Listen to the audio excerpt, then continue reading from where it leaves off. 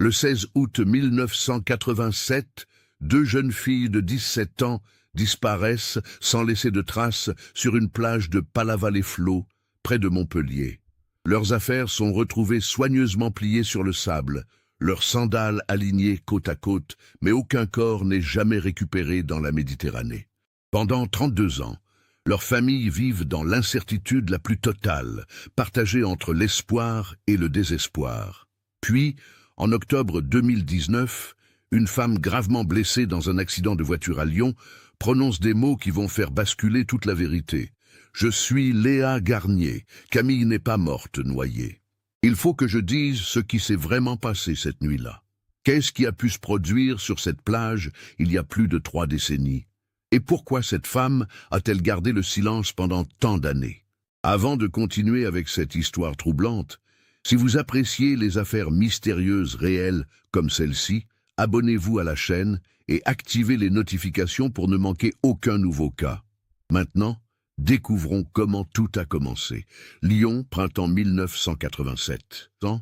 La ville connaît une période de prospérité économique. Les rues du quartier de la Croix-Rousse résonnent encore des échos de son passé industriel. Mais les anciennes fabriques de soie ont cédé la place à des ateliers d'artistes et des petits commerces.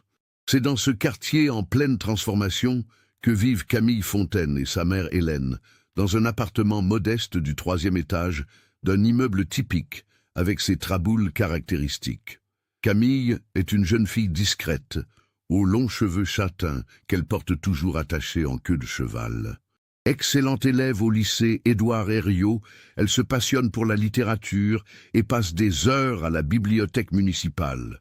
Son père est décédé d'un cancer quand elle avait 12 ans et depuis, sa mère Hélène travaille comme secrétaire dans un cabinet d'avocats pour subvenir à leurs besoins. Les finances sont serrées, mais elles ont appris à vivre avec le strict nécessaire. Camille aide sa mère après les cours, fait les courses au marché de la Croix-Rousse chaque samedi matin et rêve d'intégrer l'université pour devenir professeur de français. Léa Garnier, au contraire, vit dans un tout autre monde. Sa famille habite une grande maison dans le quartier résidentiel de Sainte-Foy-lès-Lyon, avec jardin et piscine. Son père, Michel Garnier, dirige une entreprise de travaux publics prospère, et sa mère, Christine, est pharmacienne. Léa a tout ce qu'une adolescente peut désirer. Une chambre spacieuse décorée selon ses goûts, les derniers vêtements à la mode, un téléphone dans sa chambre, luxe rare à cette époque. Elle est populaire au lycée, toujours entourée d'amis, souriante, extravertie, avec ses cheveux blonds coupés au carré à la mode des années 80 et son style vestimentaire qui fait tourner les têtes. Leur amitié remonte à l'école primaire. Elles se sont rencontrées lors de la rentrée de cours élémentaire première année, quand la maîtresse a placé Camille, la nouvelle de la classe, à côté de Léa. Contre toute attente, ces deux personnalités opposées sont devenues inséparables. Léa admirait l'intelligence et la profondeur de Camille, son monde intérieur riche qu'elle découvrait peu à peu. Camille, elle, était fascinée par l'assurance de Léa, sa facilité à parler aux gens, sa joie de vivre contagieuse. Au fil des années, cette amitié s'est approfondie malgré leurs différences sociales évidentes.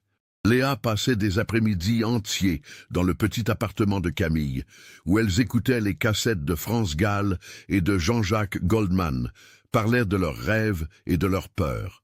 Camille, elle, était régulièrement invitée chez les Garnier, où elle découvrait un monde différent, avec des dîners où l'on parlait de voyages et de projets d'affaires, où la télévision couleur diffusait des programmes sur plusieurs chaînes, où le réfrigérateur était toujours plein. Les parents de Léa appréciaient Camille pour son sérieux et sa bonne influence sur leur fille, parfois trop insouciante. Hélène Fontaine, quant à elle, voyait d'un œil bienveillant cette amitié, même si elle craignait parfois que Camille ne souffre de la comparaison entre leurs deux modes de vie. Mais les deux jeunes filles semblaient au-dessus de ces considérations matérielles. Elles partageaient leurs secrets, leurs premiers émois amoureux, leurs angoisses face à l'avenir. En terminale, cette dernière année avant le baccalauréat, leur complicité était devenue légendaire au lycée. On ne voyait jamais l'une sans l'autre. Elles déjeunaient ensemble à la cantine, révisaient ensemble à la bibliothèque, se promenaient ensemble dans le parc de la Tête d'Or les dimanches après-midi. Les autres élèves les surnommaient les inséparables, avec un mélange d'admiration et parfois d'envie. Mais quelque chose avait changé au cours de ce printemps 1987. Antoine Mercier était entré dans leur vie. Étudiant en deuxième année de médecine à l'université Claude Bernard Lyon 1, il avait 22 ans et incarnait tout ce dont les jeunes filles de 17 ans pouvaient rêver. Beau, intelligent, issu d'une bonne famille, avec une voiture et des projets d'avenir brillants. Il avait rencontré Léa lors d'une soirée organisée par des amis communs en avril, et ils avaient immédiatement commencé à se fréquenter. Camille avait vu sa meilleure amie s'éloigner progressivement. Les après-midi ensemble se faisaient plus rares. Léa parlait constamment d'Antoine, de leurs projets, de ce qu'il lui avait dit, de où ils étaient allés. Quand Camille suggérait qu'elle se voie, Léa avait souvent un rendez-vous avec son petit ami. Les révisions communes pour le baccalauréat, prévues de longue date, étaient annulées ou écourtées. Camille ne disait rien, souriait, prétendait comprendre. Mais intérieurement, elle souffrait de cet abandon progressif. Elle se sentait seule, remplacée, comme si 10 ans d'amitié pouvaient s'effacer en quelques semaines à cause d'un garçon. Elle avait tenté d'en parler à Léa une fois, fin juin, après les épreuves du baccalauréat. Elles étaient assises sur un banc du parc, et Camille avait commencé doucement. « Tu sais, tu me manques, on ne se voit presque plus. » Léa avait ri, l'avait serrée dans ses bras. « Mais non, idiote, tu es toujours ma meilleure amie. C'est juste que je découvre des choses nouvelles, mais rien ne change entre nous. » Pourtant, tout avait changé. Et Camille le savait. Le projet de week-end à la plage était né début août. Léa avait proposé l'idée avec enthousiasme. « Viens, on va passer 2 jours à Palavas-les-Flots, juste toi et moi, comme avant. Antoine part en voyage avec sa famille en Bretagne, on aura du temps pour nous. Ce sera notre dernier été avant les études supérieures, il faut en profiter. » Camille avait accepté immédiatement, le cœur rempli d'espoir. Peut-être que leur amitié allait retrouver sa force d'avant. Hélène Fontaine était réticente au départ, 2 jeunes filles seules à la plage. Est-ce bien raisonnable? Mais Léa avait tout organisé. Ses parents leur prêtaient leur petite maison de vacances à Palavas, un cabanon simple mais confortable à 500 mètres de la plage principale. Les parents de Léa avaient téléphoné à Hélène pour la rassurer, expliquant que la maison était dans un quartier résidentiel calme, que les voisins étaient des gens de confiance qui gardaient un œil sur la propriété. Michel Garnier avait même proposé de les conduire en voiture jusqu'à Palavas le vendredi après-midi et de venir les chercher le dimanche soir. Le vendredi 15 août 1987 était une journée caniculaire. La température à Lyon atteignait 36 degrés à l'ombre. Michel Garnier est venu chercher Camille vers 14 heures. Elle avait préparé un petit sac avec l'essentiel. Maillot de bain, serviette de plage, quelques vêtements de rechange, un livre de Marguerite Duras qu'elle voulait finir. Hélène l'avait embrassé longuement sur le pas de la porte, lui faisant promettre d'appeler dès leur arrivée et au moins 1 fois par jour. Le trajet jusqu'à Palavas-les-Flots avait duré environ 3 heures. Michel Garnier conduisait sa Peugeot 505 beige en écoutant les informations à la radio. Les filles, installées à l'arrière, bavardaient avec animation, comme au bon vieux temps. Léa racontait ses projets. Elle voulait étudier le commerce international, voyager, peut-être travailler dans l'entreprise de son père plus tard. Camille parlait de son envie d'enseigner, de transmettre sa passion pour la littérature. Ils sont arrivés à Palavas vers 17h30. La station balnéaire était bondée en ce week-end du 15 août. Le front de mer grouillait de touristes. Les restaurants s'affichaient complets, les plages privées étaient saturées de parasols et de transats. Michel Garnier les a conduites jusqu'à la maison familiale, située dans une petite rue perpendiculaire, au boulevard principal, rue des Mimosas. C'était une construction typique des années 70, simple, avec un petit jardin à l'avant et une terrasse à l'arrière. Il leur a montré comment fonctionnait tout dans la maison, a vérifié que le réfrigérateur était allumé, qu'il y avait de l'eau chaude. Il a laissé de l'argent pour leurs dépenses, leur a fait promettre d'être prudente, de ne pas se baigner si la mer était agitée, de bien fermer la maison le soir. « Je reviendrai vous chercher dimanche vers 18 heures, a-t-il dit avant de repartir. Amusez-vous bien, mais soyez raisonnables. Les filles ont défait leur sac, exploré la maison en riant. Elle était petite mais charmante, avec 2 chambres à l'étage, un salon-cuisine au rez-de-chaussée, une salle de bain basique mais fonctionnelle. Des photos de famille décoraient les murs, des coquillages ramassés lors de précédentes vacances ornaient les étagères.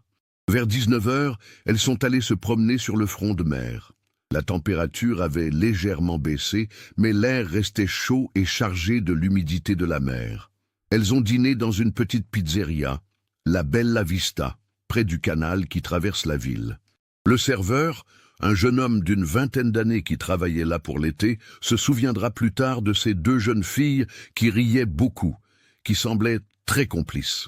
Camille a téléphoné à sa mère depuis une cabine téléphonique vers 21 heures. « Tout va bien, maman, on est bien arrivé, la maison est très bien, je t'embrasse. » Sa voix était joyeuse, détendue.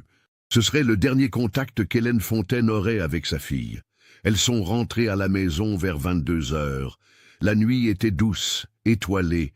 Léa a proposé qu'elles aillent se baigner le lendemain matin de bonne heure, avant que la plage ne soit envahie. Camille a accepté avec enthousiasme. Elles ont regardé un film à la télévision, parlé jusqu'à tard dans la nuit, allongées chacune dans leur lit dans la chambre qu'elles partageaient, comme lors de leurs innombrables soirées pyjama durant leur enfance. Le samedi 16 août, elles se sont réveillées vers 8 heures. Le soleil entrait déjà à flot dans la chambre. Après un petit déjeuner rapide, café au lait et tartines, elles ont enfilé leur maillot de bain sous leurs vêtements, ont pris leurs serviettes, un sac de plage avec de la crème solaire et de l'eau. Il était 9h15 quand elles ont quitté la maison. Un voisin, M. Bernard Petit, retraité de 68 ans qui habitait la maison d'à côté, les a vues partir. Il arrosait son jardin et leur a fait un signe de la main. Elles lui ont répondu avec un sourire. Elles avaient l'air heureuses, insouciantes, témoignera-t-il plus tard, comme toutes les jeunes filles en vacances. Elles ont marché jusqu'à la plage principale, à environ 500 mètres de la maison. À cette heure matinale, le sable était encore presque désert. Quelques joggeurs, des personnes âgées qui faisaient leur promenade quotidienne, des pêcheurs qui préparaient leur ligne, elles ont choisi un endroit près des rochers, à l'extrémité est de la plage, un peu à l'écart de la zone où se concentreraient bientôt les baigneurs. Elles ont étendu leurs serviettes, ont discuté en regardant la mer. La Méditerranée était d'un bleu profond, presque calme, avec de petites vagues qui venaient mourir sur le sable dans un murmure régulier. La température de l'eau était agréable, 24 degrés selon les informations diffusées par les sauveteurs. À 9h45 environ, elles sont entrées dans l'eau. Un couple de touristes allemands, installés à une trentaine de mètres de là, les a vus s'avancer dans les vagues en riant. Elles nageaient bien, se souviendra plus tard la femme, Fromuller. Elles sont allées assez loin, mais elles semblaient à l'aise dans l'eau. Nous les avons vues pendant peut-être 15 ou 20 minutes. Puis le couple allemand s'est concentré sur leurs propres enfants, 2 garçons de 7 et 9 ans qui jouaient au bord de l'eau. Quand ils ont regardé à nouveau vers l'endroit où se trouvaient les 2 jeunes filles, peut-être 20 minutes plus tard, ils ne les ont plus vues, mais ils n'y ont pas prêté attention particulière. Les jeunes filles étaient peut-être sorties de l'eau, étaient peut-être parties se promener. À 12h30, un sauveteur de la plage, Marc Leroy, 28 ans, a remarqué les 2 serviettes et le sac de plage abandonnés près des rochers. Cela faisait 3 heures qu'ils étaient là, au soleil. Les affaires étaient soigneusement rangées. Les serviettes pliées, les sandales alignées, le sac fermé. Mais personne n'était revenu les chercher. Dans le sac, il y avait les clés de la maison rue des Mimosas, les papiers d'identité des 2 jeunes filles, un portefeuille avec de l'argent, des lunettes de soleil. Marc Leroy a d'abord pensé que les propriétaires de ces affaires étaient peut-être rentrés déjeuner et avaient oublié leurs affaires. Mais l'argent et les papiers dans le sac le troublaient. Personne ne laisse ses papiers d'identité sans surveillance pendant des heures. Il a signalé la situation à son chef de poste vers 13 heures. À 14 heures, les affaires étaient toujours là. Le chef de poste a décidé de prévenir la gendarmerie locale. Les gendarmes sont arrivés vers 14h30. Ils ont examiné les papiers. Camille Fontaine et Léa Garnier, toutes deux nées en 1970, domiciliées à Lyon. Les recherches ont commencé immédiatement. L'alerte officielle a été lancée à 15h. Les pompiers sont arrivés avec leur équipement de recherche en mer. Un hélicoptère de la sécurité civile a survolé la zone côtière. Les sauveteurs ont ratissé la plage, interrogé les baigneurs. Personne n'avait vu les deux jeunes filles depuis le milieu de la matinée. La gendarmerie a contacté l'adresse lyonnaise. C'est Hélène Fontaine qui a reçu l'appel vers 16h. Madame Fontaine, nous sommes la gendarmerie de Palavas-les-Flots. Votre fille Camille a été signalée disparue. Pouvez-vous nous donner des coordonnées pour la contacter? Hélène a senti son sang se glacer. Elle est à Palavas avec son amie Léa. Elle loge dans la maison des parents de Léa, rue des Mimosas. Que s'est-il passé? Michel et Christine Garnier ont été contactés simultanément.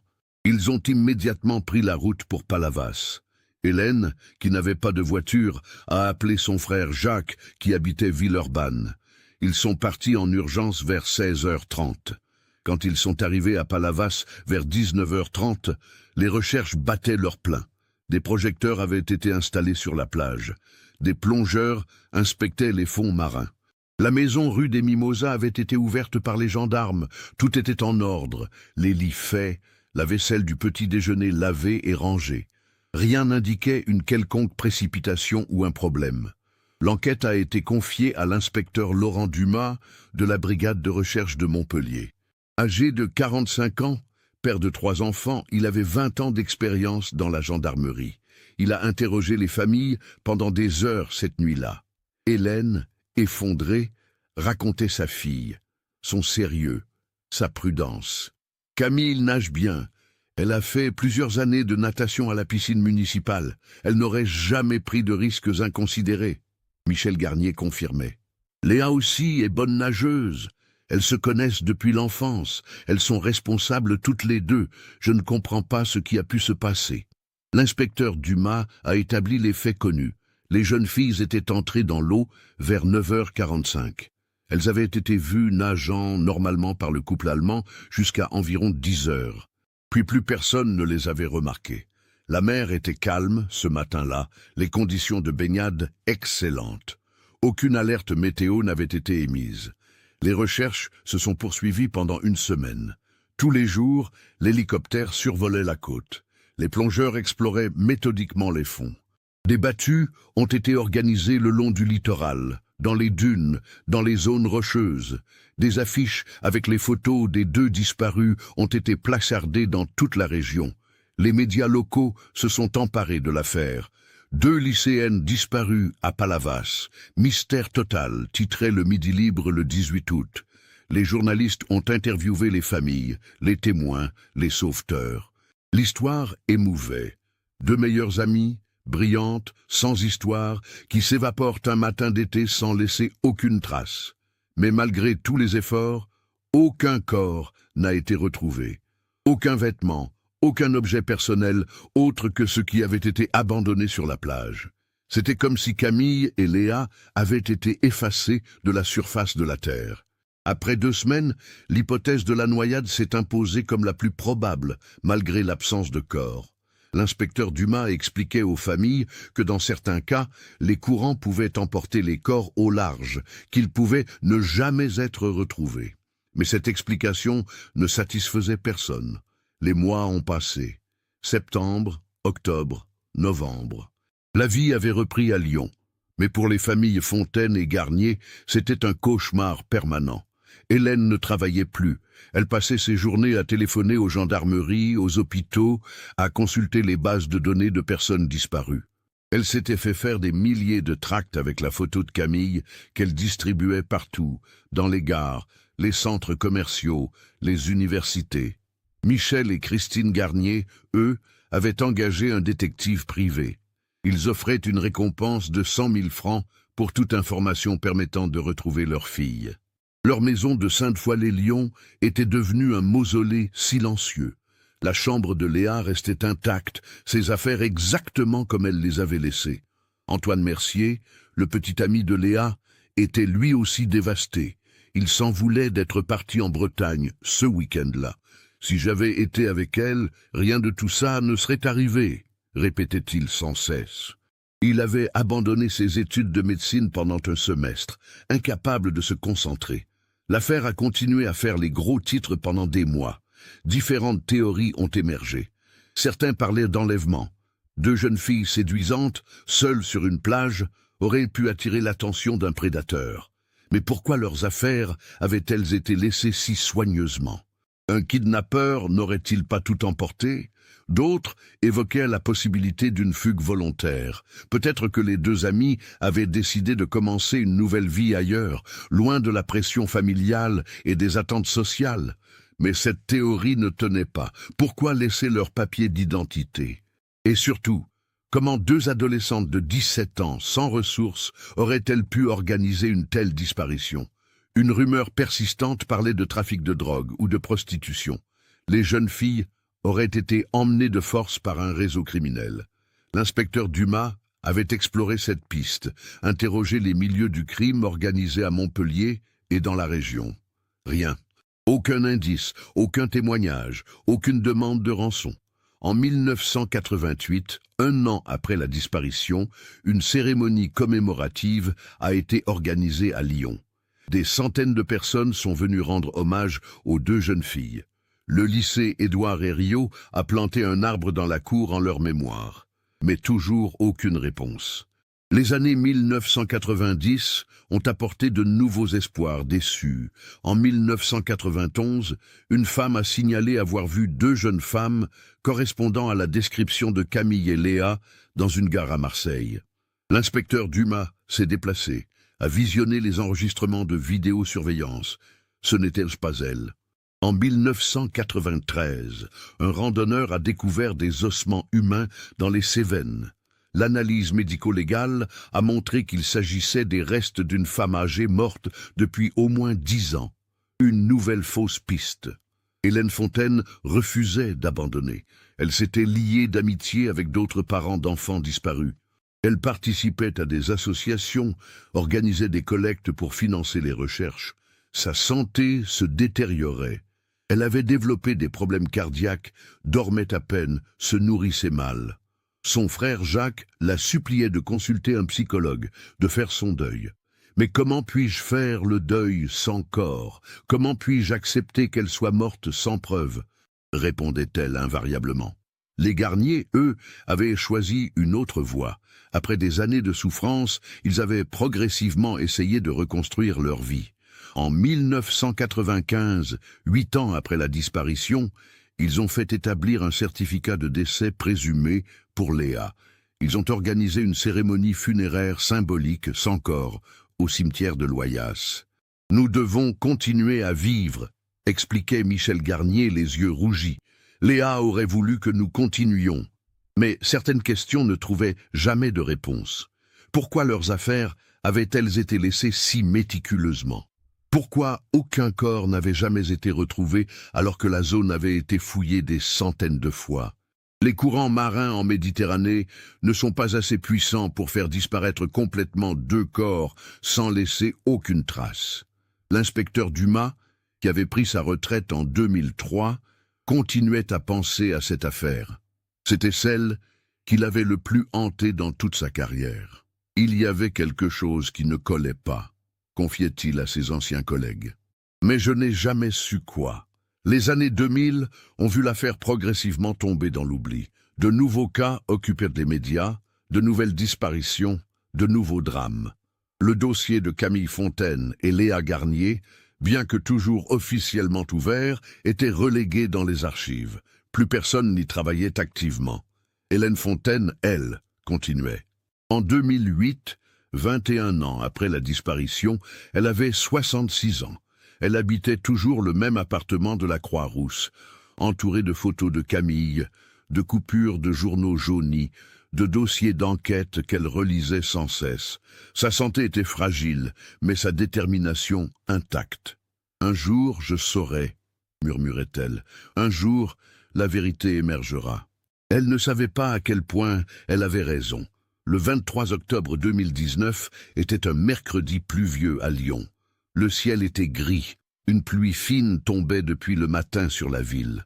À l'hôpital Édouard Herriot, le service des urgences connaissait une activité normale pour un jour de semaine en automne. Quelques accidents domestiques, des malaises, rien d'exceptionnel. Vers 15h40, les sirènes d'une ambulance du SAMU ont retenti dans la cour de l'hôpital. Les portes automatiques se sont ouvertes en urgence. Les ambulanciers ont fait entrer un brancard en courant. Sur le brancard, une femme dans un état critique. Le docteur Sophie Arnaud, médurgentiste de garde, s'est précipité. « Accident de la route sur l'autoroute A43 », a expliqué l'ambulancier. « Véhicule qui a percuté un camion de face. La conductrice était seule dans la voiture. Traumatisme crânien sévère, hémorragie interne, pronostic vital engagé. » Sophie Arnaud avait 42 ans et 15 ans d'expérience aux urgences. Elle avait vu des centaines de cas graves. Mais quand elle s'est penchée sur la patiente, elle a ressenti cette sensation qu'ont parfois les médecins. Cette personne ne survivrait probablement pas. La femme avait environ 50 ans, les cheveux blonds courts, le visage tuméfié par l'impact. Elle portait des vêtements de bonne qualité, un tailleur pantalon gris, des chaussures italiennes. Dans son sac, retrouvé dans l'épave, les gendarmes avaient trouvé une carte d'identité au nom de Nathalie Duchamp, née le 8 mars 1969 à Grenoble, domiciliée à Annecy. L'équipe médicale a travaillé avec acharnement. Intubation, perfusion, monitoring des constantes vitales. Mais les blessures étaient trop graves. Le cerveau avait subi un choc violent. Les hémorragies internes ne pouvaient être contrôlées. Vers 16h15, le docteur Arnaud a compris que c'était une question d'heures, peut-être de minutes. La femme reprenait conscience par intermittence. Elle murmurait des mots incompréhensibles, semblait agitée malgré son état. Sophie Arnaud s'est approchée, a pris sa main. « Madame, vous êtes à l'hôpital. Nous faisons tout notre possible. Y a-t-il quelqu'un que nous devons prévenir, de la famille ?» La femme a ouvert les yeux, un regard d'une clarté étonnante malgré la douleur. Elle a serré la main du médecin avec une force surprenante. « Docteur, il faut que je parle. » Sa voix était faible, mais distincte. « Gardez vos forces, Madame Duchamp. Nous avons contacté votre famille à Annecy. » La femme a secoué la tête faiblement. « Non, pas Duchamp, pas mon vrai nom. » Elle a toussé, du sang est apparu au coin de ses lèvres. L'infirmière a voulu intervenir, mais Sophie Arnaud lui a fait signe d'attendre. Quelque chose dans le regard de cette mourante la troublait profondément. « Mon nom, mon vrai nom, c'est Léa Garnier. » Un long silence. Léa Garnier, disparue à Palavas en 1987. Sophie Arnaud a senti un frisson lui parcourir l'échine. Ce nom lui disait quelque chose. Une affaire ancienne, une histoire qu'elle avait lue ou entendue il y a longtemps. « Camille, elle n'est pas morte noyée. Il faut que quelqu'un sache, avant que je meure. » Le moniteur cardiaque émettait des signaux de plus en plus irréguliers. La tension artérielle chutait dangereusement. Mais la femme semblait déterminée à parler. « Ce matin-là, à la plage, on est allé nager. Et puis, elle a fermé les yeux, respirant avec difficulté. Antoine était là. Antoine Mercier. Il n'était pas en Bretagne. Il nous avait suivis. » Sophie Arnaud a fait un signe à l'infirmière. « Enregistrez tout ce qu'elle dit. » L'infirmière, Marie Blanchard, a sorti son téléphone portable, a commencé à enregistrer. Il était jaloux, fou de jalousie. Il pensait que Camille, qu'elle voulait me voler à lui. C'était absurde, mais une nouvelle quinte de tout. On est sorti de l'eau. Il était là, sur la plage.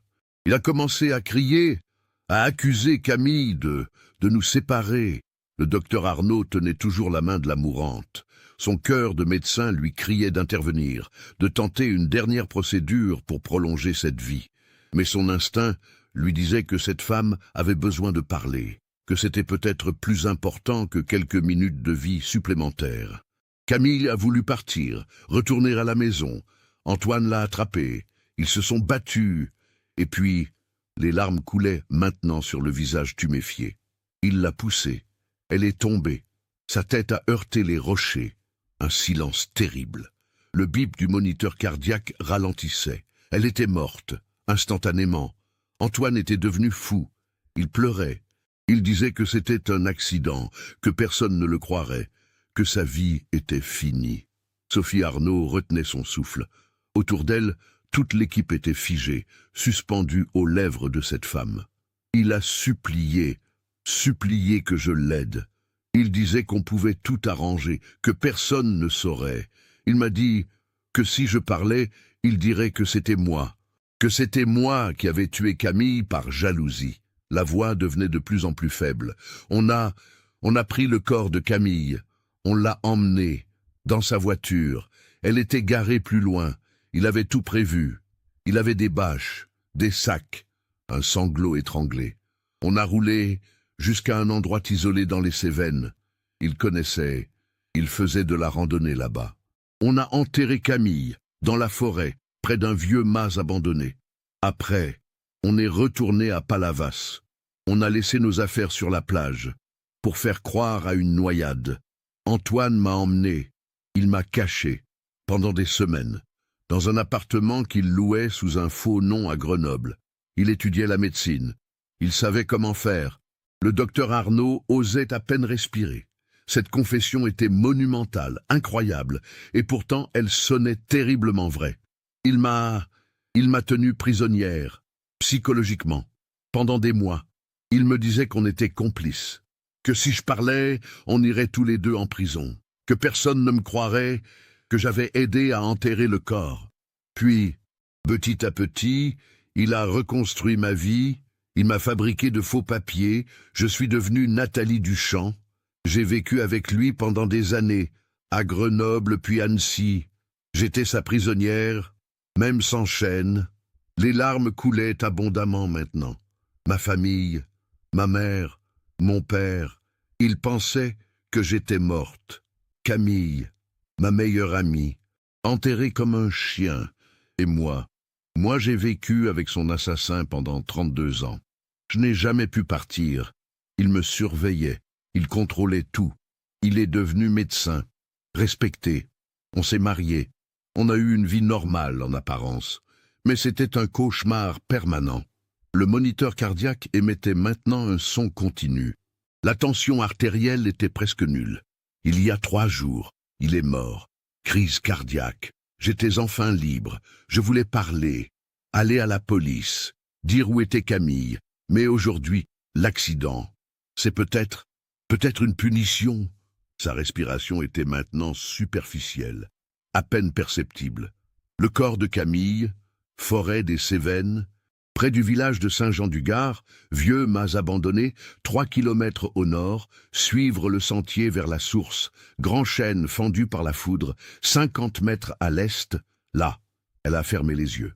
Dites à sa mère, dites-lui que je suis désolé, tellement désolé. Camille était innocente, elle ne méritait pas ça. Pardonnez-moi, pardon. Le son continu du moniteur cardiaque s'est transformé en une plainte aiguë, ligne plate. Madame Garnier, Léa, le docteur Arnaud a secoué doucement la main qu'elle tenait toujours. Pas de réponse. Il était 16h53. Léa Garnier, disparue depuis 32 ans et 1 mois, venait de mourir à l'hôpital Édouard Herriot de Lyon. Dans le silence pesant de la salle d'urgence, les membres de l'équipe médicale se regardaient, abasourdis. Venait-il vraiment d'entendre ce qu'ils croyaient avoir entendu?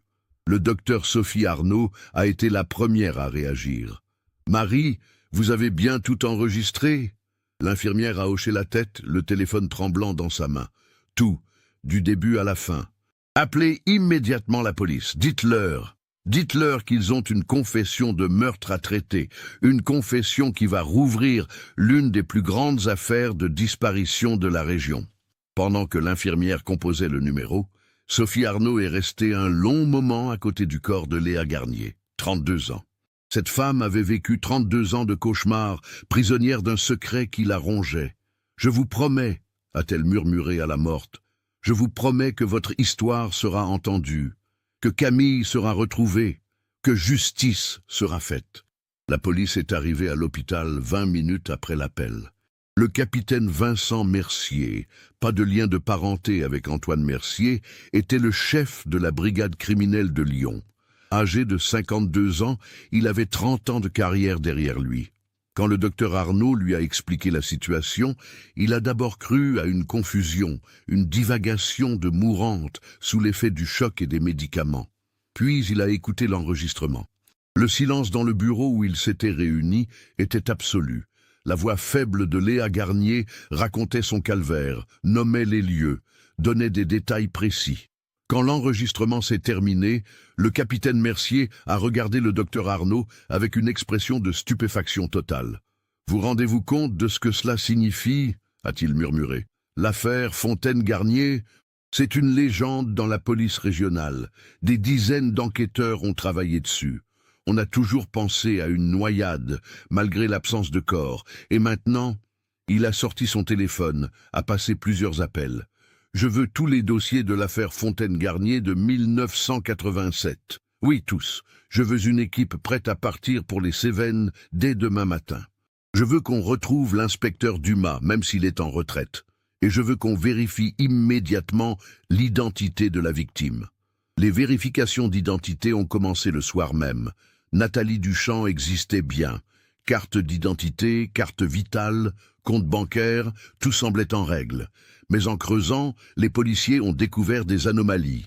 Nathalie Duchamp était apparue dans les registres en 1988, sans aucune trace antérieure. Pas de certificat de naissance, pas de scolarité enregistrée, rien avant cette date. Le domicile d'Annecy a été perquisitionné dans la nuit. Les policiers y ont trouvé une maison cossue, bien entretenue. Nathalie Duchamp vivait seule depuis 3 jours, depuis le décès de son mari. Et là, en fouillant les affaires personnelles, ils ont fait une découverte capitale, une boîte cachée dans le grenier, contenant une carte d'identité périmée au nom de Léa Garnier, des photos de 2 jeunes filles à Lyon dans les années 80, et un journal intime. Le journal, écrit sur plusieurs cahiers, couvrait 32 ans.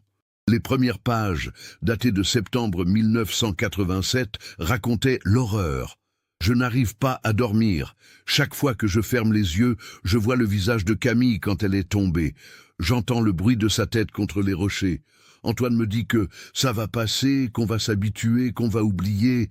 Mais comment peut-on oublier qu'on a tué sa meilleure amie ? Les pages suivantes décrivaient la manipulation psychologique d'Antoine, sa dépendance progressive, sa peur constante. Il contrôle tout, où je vais, qui je vois, ce que je porte. Il dit que c'est pour me protéger, que si quelqu'un découvre la vérité, on sera perdu. Mais en réalité, il me garde prisonnière. Je suis sa captive, sa complice forcée. Le capitaine Mercier a lu ce journal pendant des heures. C'était un document accablant, déchirant, qui confirmait chaque mot de la confession enregistrée à l'hôpital. Le lendemain matin, jeudi 24 octobre, une équipe de recherche est partie pour Saint-Jean-du-Gard, dans les Cévennes. Le village était petit, pittoresque, niché dans les montagnes. Les policiers ont interrogé les habitants. Plusieurs se souvenaient d'un mas abandonné au nord du village, mais personne n'y allait jamais. Guidés par les indications de Léa, ils ont suivi le sentier vers une source. Après 3 kilomètres de marche dans une forêt dense, ils ont trouvé le grand chêne fendu par la foudre. 50 mètres à l'est, il y avait effectivement une zone légèrement surélevée, couverte de fougères et de mousse. Les techniciens de la police scientifique ont commencé à creuser. À 1 mètre de profondeur, ils ont trouvé des fragments de tissus décomposés. À 1,20 m, ils ont découvert des ossements humains. L'excavation complète a duré toute la journée. Les restes d'un corps ont été extraits avec précaution. Un corps de jeune femme, enterré depuis très longtemps, enveloppé dans ce qui avait été une bâche en plastique, maintenant presque entièrement décomposée. Des vêtements, un maillot de bain, un short en jean et un bracelet en argent gravé avec les initiales CF. Le docteur Alain Berthelot, médecin légiste, a examiné les restes sur place. Femme, environ 17 ans au moment du décès, morte depuis au moins 30 ans. Fracture du crâne évidente, probablement cause du décès. Tout correspond aux informations fournies par la confession. La nouvelle s'est répandue comme une traînée de poudre. Le soir même, tous les médias nationaux en parlaient. Affaire Fontaine-Garnier, incroyable retournement après 32 ans. Une confession d'outre-tombe résout un mystère vieux de 3 décennies. Le corps de Camille Fontaine retrouvé dans les Cévennes. Il a fallu informer les familles. Le capitaine Mercier s'est rendu personnellement chez Hélène Fontaine, accompagné d'une psychologue. Hélène avait maintenant 77 ans, fragile, usée par des décennies de recherche. Quand le capitaine a sonné à sa porte, elle a su immédiatement qu'il avait des nouvelles. « Madame Fontaine, nous avons retrouvé votre fille. » Hélène s'est effondrée, toutes ces années, tous ses espoirs, toutes ces nuits sans sommeil. Elle pleurait, mais c'était des larmes de soulagement autant que de chagrin. Elle est morte, je le savais, je l'ai toujours su. Mais maintenant je sais, je peux enfin savoir. Le capitaine lui a raconté l'histoire, la confession de Léa, la découverte du corps, la vérité sur ce qui s'était passé le 16 août 1987. Hélène écoutait, les mains tremblantes, le visage ravagé par l'émotion. « Antoine Mercier » a-t-elle murmuré. « Ce garçon, je l'ai rencontré une fois chez les Garnier. Il semblait si gentil, si bien élevé. Comment a-t-il pu faire ça ? Comment a-t-il pu tuer ma fille et vivre normalement pendant 32 ans ?» Les parents de Léa ont été plus difficiles à localiser. Michel Garnier était décédé en 2015. Christine vivait dans une maison de retraite à Villefranche-sur-Saône. Quand on lui a annoncé que sa fille n'était pas morte noyée, mais avait survécu 32 ans en captivité psychologique, elle a refusé de le croire au début. « Non, c'est impossible. Léa était morte. Nous avons fait son deuil. Comment aurait-elle pu être vivante tout ce temps sans nous contacter ?» Puis la colère. « Elle était vivante ? Elle aurait pu nous appeler, nous écrire, nous faire savoir. Pourquoi nous a-t-elle laissé souffrir ?» Le capitaine Mercier a tenté d'expliquer la manipulation, la peur, le contrôle qu'Antoine exerçait sur elle, la culpabilité qui la rongeait. Mais Christine ne pouvait pas comprendre. Pour elle, sa fille l'avait abandonnée 2 fois. Une première fois en 1987, une seconde fois en mourant sans avoir cherché à la revoir. L'enquête s'est poursuivie pour reconstituer toute l'histoire. Les policiers ont retrouvé l'inspecteur Dumas, maintenant âgé de 77 ans, qui vivait une retraite paisible à Aix-en-Provence.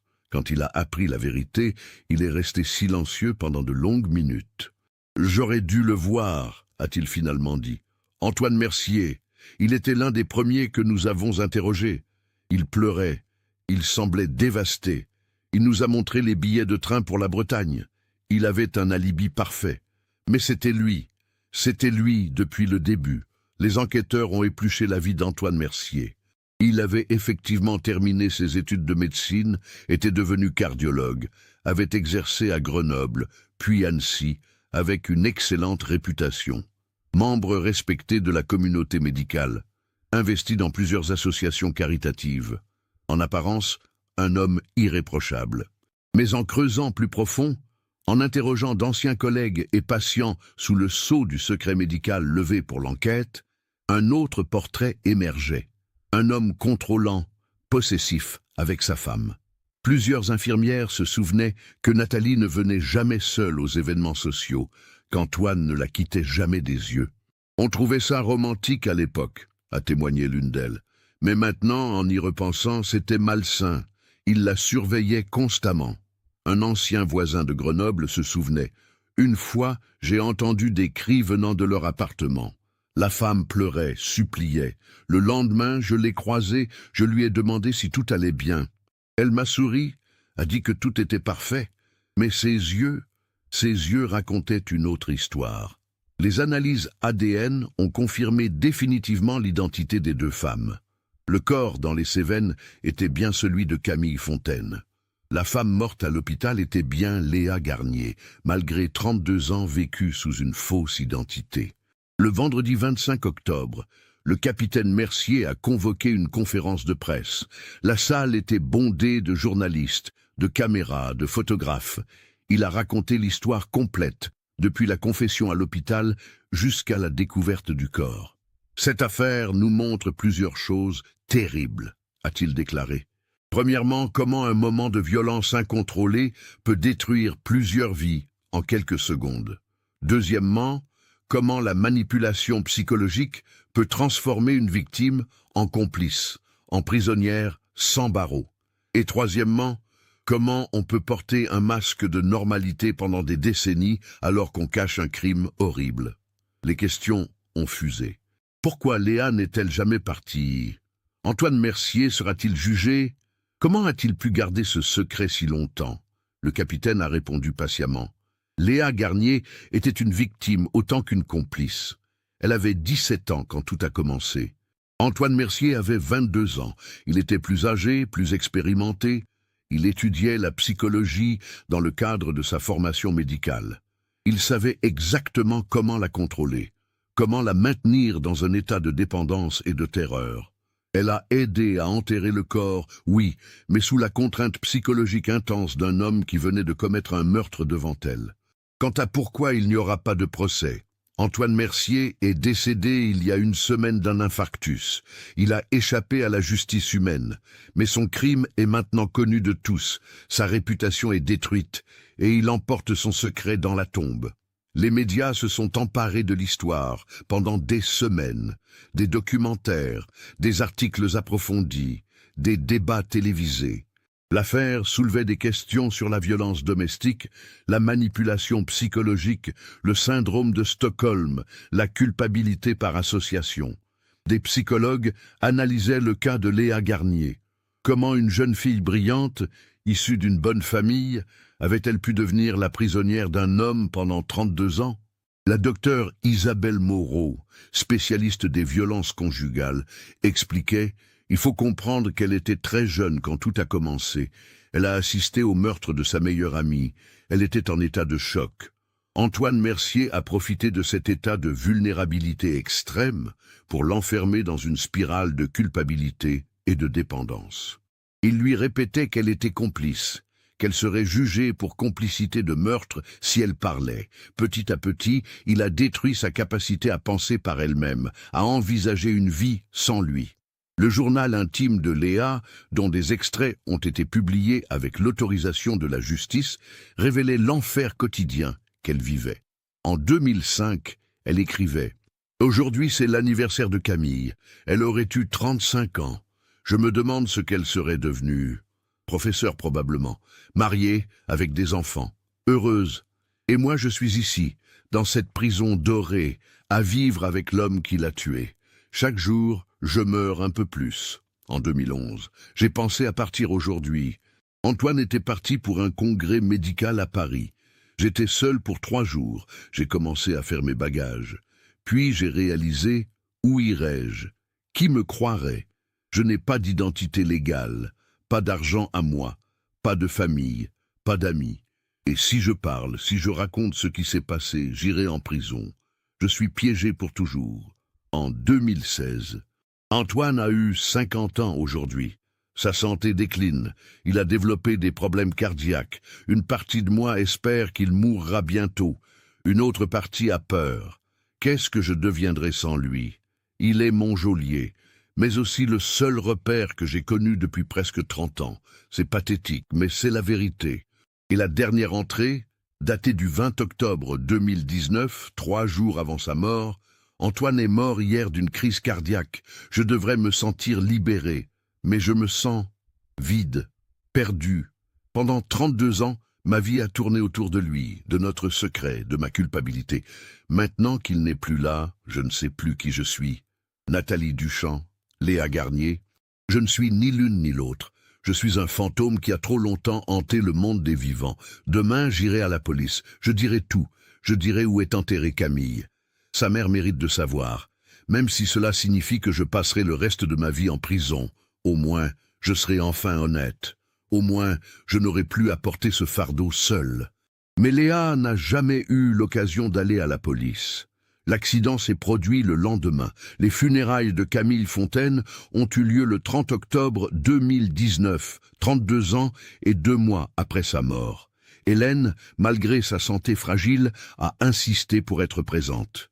Le cercueil, contenant les restes de sa fille, a été enterré au cimetière de la Guillotière, à Lyon, à côté de la tombe de son père. Des centaines de personnes sont venues, d'anciens camarades de lycée, maintenant dans la cinquantaine, qui se souvenaient de Camille comme d'une jeune fille douce et intelligente, des membres d'associations de familles de disparus, solidaires dans le deuil. Des curieux attirés par la médiatisation de l'affaire. Et Hélène, bien sûr, effondrée mais digne, qui a lu un texte qu'elle avait écrit. Camille, ma fille chérie. Pendant 32 ans, j'ai cherché, j'ai espéré, j'ai prié. Je savais, au fond de mon cœur, que tu n'étais plus de ce monde, mais je refusais de l'accepter sans preuve. Maintenant, je sais ce qui t'est arrivé. Je sais que tu n'as pas souffert longtemps, que ta mort a été rapide. C'est une maigre consolation, mais c'en est une. Tu as été arraché à la vie par un acte de violence stupide, commis par quelqu'un qui ne méritait pas de porter le nom d'être humain.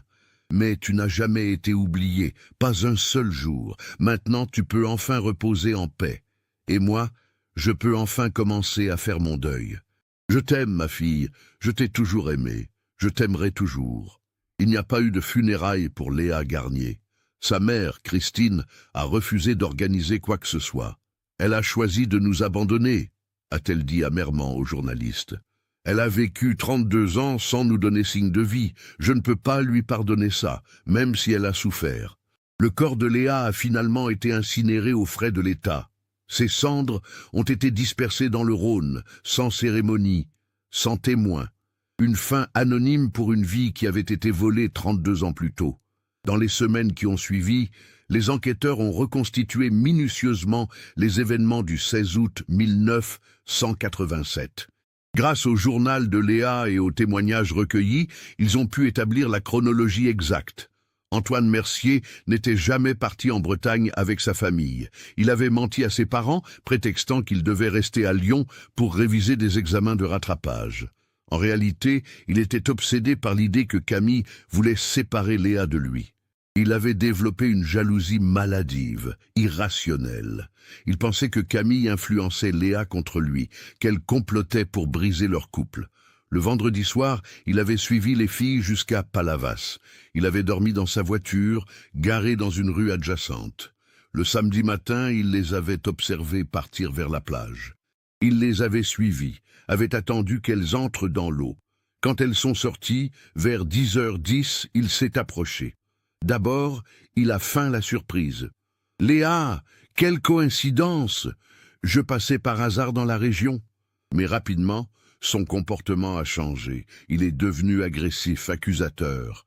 Il a commencé à crier contre Camille, l'accusant de vouloir détruire leur relation. Camille, choquée et effrayée, a tenté de s'éloigner.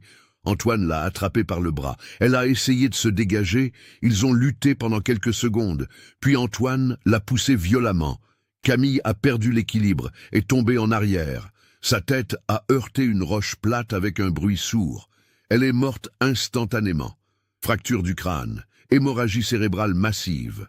Les médecins légistes ont confirmé qu'elle n'avait pas souffert, que la mort avait été immédiate. Antoine et Léa sont restés figés pendant de longues secondes, regardant le corps immobile de Camille, le sang qui commençait à s'écouler de sa tête. Puis, la panique s'est installée. Antoine a commencé à pleurer, à répéter « C'est un accident, je ne voulais pas, je ne voulais pas ». Mais très vite, son esprit calculateur s'est mis en marche. Il était étudiant en médecine, intelligent, rationnel. Il a compris qu'il ne pourrait jamais prouver que c'était un accident. Pas de témoin, une dispute violente, une jeune fille morte. Il serait accusé de meurtre. C'est là qu'il a pris la décision qui allait déterminer les 32 années suivantes. Au lieu d'appeler les secours, d'expliquer ce qui s'était passé, il a décidé de faire disparaître le corps. Il a manipulé Léa, qui était en état de choc complet. Si on appelle la police, je vais en prison. Toi aussi, tu seras accusé de complicité. On va dire que vous vous êtes battu, que tu l'as tué par jalousie. Personne ne croira que c'était un accident. Ta vie est finie. À moins qu'il fasse semblant que les deux filles s'étaient noyées. À moins qu'il cache le corps de Camille quelque part où personne ne le trouverait jamais. À moins qu'ils construisent une nouvelle vie pour Léa, loin de Lyon, sous une nouvelle identité. Léa, traumatisée, terrifiée, incapable de penser clairement, a accepté. Ou plutôt, elle n'a pas résisté. Ce qui revient pratiquement au même. Ils ont attendu que la plage se vide un peu, vers 11 heures. La zone près des rochers où ils se trouvaient était isolée. Antoine a couru chercher sa voiture. Ils ont enveloppé le corps de Camille dans des serviettes de plage, l'ont porté jusqu'au véhicule garé dans une rue déserte. Ils ont laissé leurs affaires soigneusement sur la plage, créant la scène d'une baignade qui aurait mal tourné. Puis ils ont roulé pendant des heures jusqu'aux Cévennes. Antoine connaissait bien la région. Il y faisait de la randonnée depuis des années. Il savait exactement où aller. Un mas abandonné, perdu dans la forêt, où personne ne s'aventurait jamais. Ils ont enterré Camille à la tombée de la nuit. Léa pleurait sans pouvoir s'arrêter. Antoine, lui, était d'un calme effrayant, méthodique, efficace. Après avoir recouvert la tombe de terre et de feuilles, il a prononcé quelques mots. « Je suis désolé, Camille. Je ne voulais pas que les choses se passent ainsi. Mais c'est fini maintenant. Tu peux reposer en paix. » Puis ils sont rentrés à Palavas. Ils ont attendu le dimanche pour faire semblant de rentrer à Lyon, comme prévu. Antoine a rejoint ses parents en Bretagne, créant ainsi un alibi parfait pour tout le week-end. Léa a prétendu être allée faire une promenade quand les gendarmes ont interrogé les voisins. Et l'histoire de la double noyade est devenue la vérité officielle. Pendant les mois qui ont suivi, Antoine a manipulé Léa avec une habileté terrifiante. Il lui répétait constamment qu'elle était complice, qu'elle avait aidé à cacher le corps, qu'elle serait jugée et condamnée si elle parlait. Il alternait entre la douceur et les menaces, entre les promesses d'amour et les rappels de sa culpabilité. En février 1988, il a organisé sa disparition de Lyon. Il lui a fabriqué de faux papiers d'identité. Il l'a installée dans un appartement à Grenoble. Il contrôlait tout, son argent, ses déplacements, ses contacts. Elle était devenue Nathalie Duchamp, une femme sans passé, sans famille, entièrement dépendante de lui. Les années ont passé. Antoine a terminé ses études, est devenu médecin. Ils se sont mariés en 1991 sous les fausses identités. Ils ont déménagé à Annecy. Ils ont construit une vie en apparence normale, confortable, respectable. Mais pour Léa, chaque jour était une torture. Elle pensait constamment à Camille, à sa famille, à sa propre mère qui la croyait morte. Elle voulait partir, parler, se rendre à la police. Mais la peur la paralysait, la culpabilité la rongeait. Et la dépendance psychologique qu'Antoine avait créée l'emprisonnait plus sûrement que n'importe quelle chaîne. Son journal révélait des pensées suicidaires récurrentes.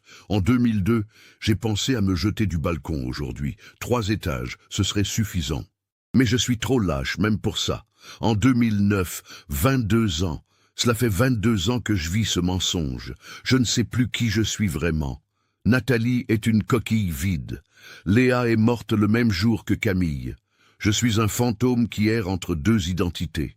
Et finalement, la mort d'Antoine en octobre 2019 lui avait donné une chance de libération. Une chance qu'elle n'avait jamais eue auparavant.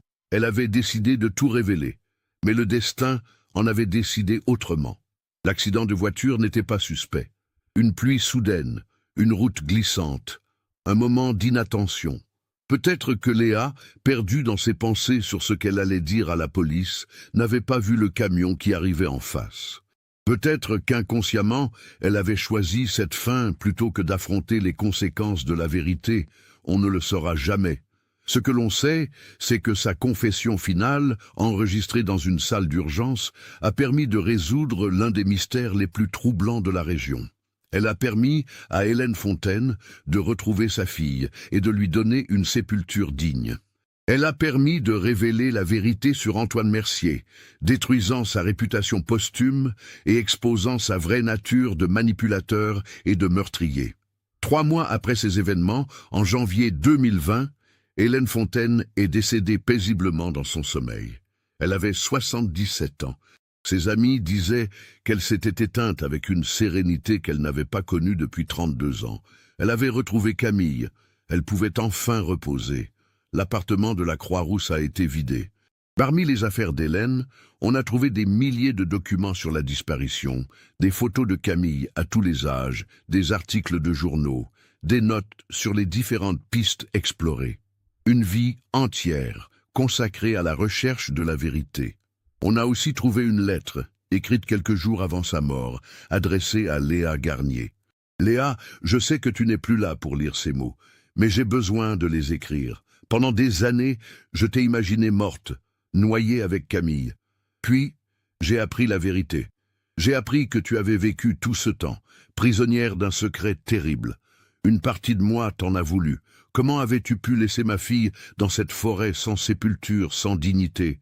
Comment avais-tu pu laisser nos familles souffrir pendant des décennies?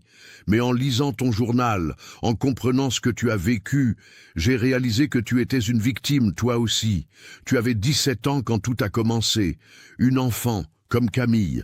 Antoine Mercier a détruit 3 vies ce jour-là, celle de Camille, la tienne et la mienne. Je te pardonne, Léa. Je te pardonne d'avoir eu peur.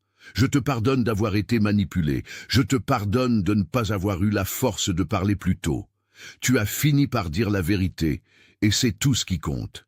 J'espère que là où tu es maintenant, tu as retrouvé Camille. J'espère que vous êtes redevenus les meilleurs amis que vous étiez avant cette journée terrible. J'espère que vous riez ensemble, comme vous le faisiez dans votre enfance. Bientôt je vous rejoindrai, et nous serons enfin réunis, avec toute ma tendresse, Hélène. Cette affaire nous montre la fragilité de la vie humaine, et la facilité avec laquelle un moment de violence peut détruire des existences entières. Elle nous rappelle aussi le pouvoir de la manipulation psychologique, et comment des victimes peuvent devenir complices malgré elles.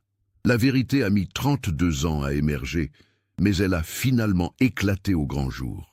Camille Fontaine et Léa Garnier étaient 2 jeunes filles pleines de vie et de promesses. L'une a été tuée, l'autre a survécu dans un enfer quotidien. Aucune des 2 n'a pu vivre la vie qu'elle méritait. Qu'en pensez-vous? Avez-vous remarqué les signes tout au long du récit qui indiquaient qu'il y avait plus qu'une simple noyade? Partagez vos réflexions dans les commentaires. Si cette histoire vous a touché, n'oubliez pas de vous abonner à la chaîne et d'activer les notifications. Laissez un like si ce cas vous a marqué, et partagez-le avec quelqu'un qui s'intéresse aussi aux mystères résolus après des décennies de silence.